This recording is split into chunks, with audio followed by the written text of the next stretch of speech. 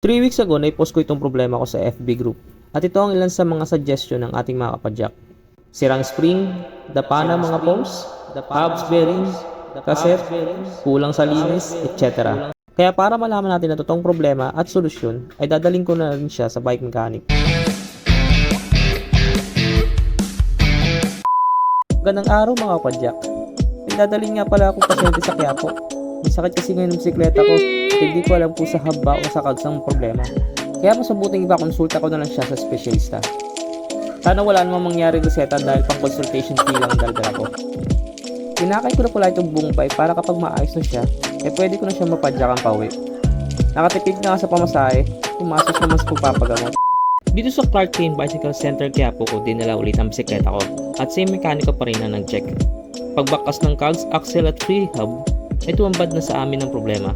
Lumapit na pala ang mga poles dahil sa dumi. Kinailangan lang linisin ng maigi at naglagay na rin si kuya ng konting grasa at ayun, naayos na siya.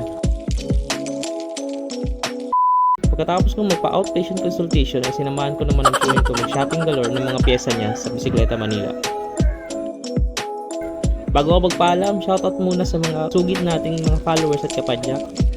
Sir Noel Obrar, Fat Biker and Toy Vlog, Daily Bikes PH. Paalam!